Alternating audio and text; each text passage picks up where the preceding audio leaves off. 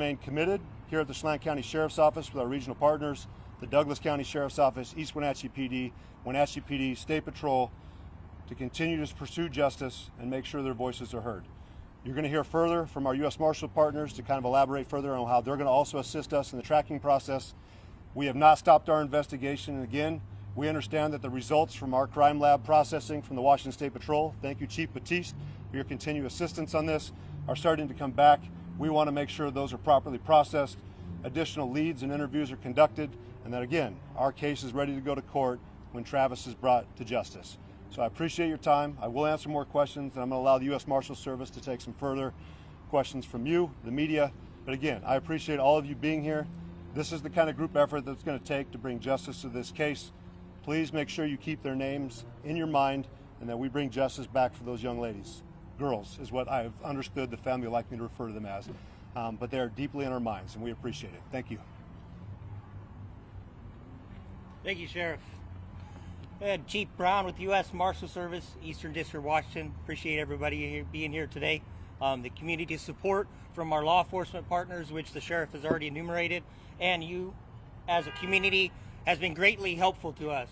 With that support, we're able to involve ourselves and focus on the fugitive investigation. Part of that is to include deploying our rapidly advancing manhunt program.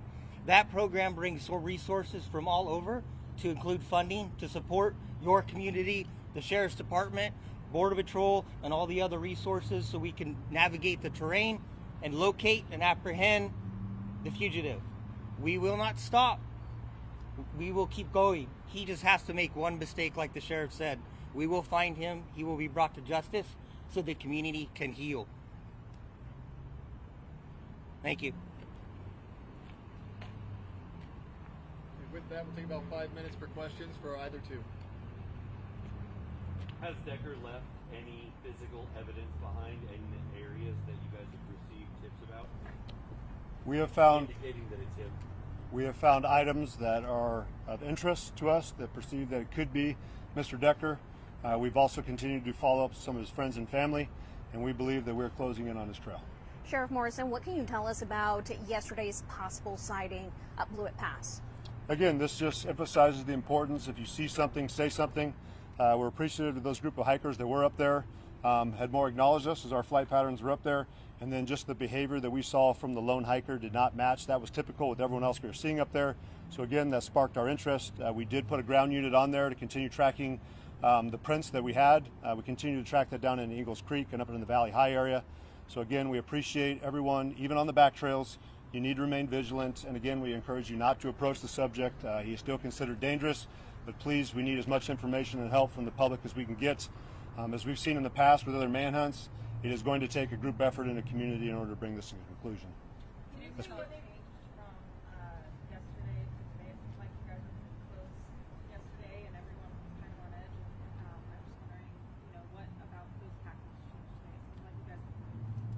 No, our tactics have still continued. We still have a ground team on there. We have dogs out there that we're tracking leads. We're going through sightings. We're also doing trackings of what we have found with footprints. So nothing has changed from yesterday. We've just started to head in a different direction. So until that time, our ground units are still on the ground. We still have resources within the Chelan County Sheriff's Office pursuing that, and we'll continue to hunt. Yes, ma'am. Concerned that he could be going a different direction towards the Teanaway Trail, towards Cle Elum? Absolutely, and I've already been in contact with Kittitas County Sheriff Clay Myers this morning. We know that he has resources on the ground as well.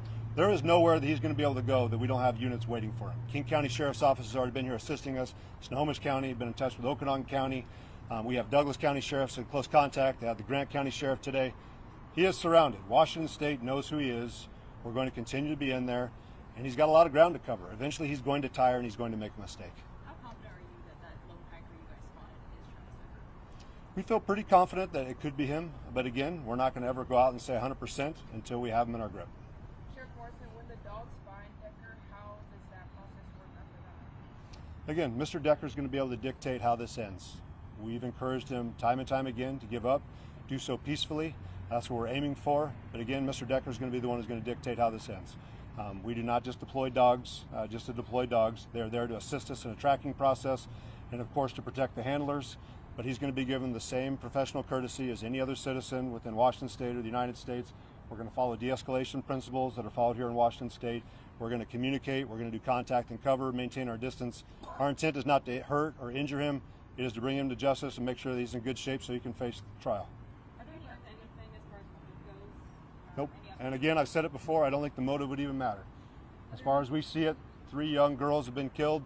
I don't think the motive is going to matter. Are there any updated pictures of that person with the family gun or any game camera footage or hikers? We're continuing to reach out and talk to different residents throughout the Valley High and the Ingalls Creek area to see if they do have any cameras mounted in their house. Again, the most recent photos we had is what we've shared, and that was a couple days before he went off grid and, of course, was last seen up the icicle. Have there been any found supply caches, reported burglaries, and why do you think Decker is now armed? I don't think any information has been put out that he's armed, but I mean, I certainly feel that he is dangerous.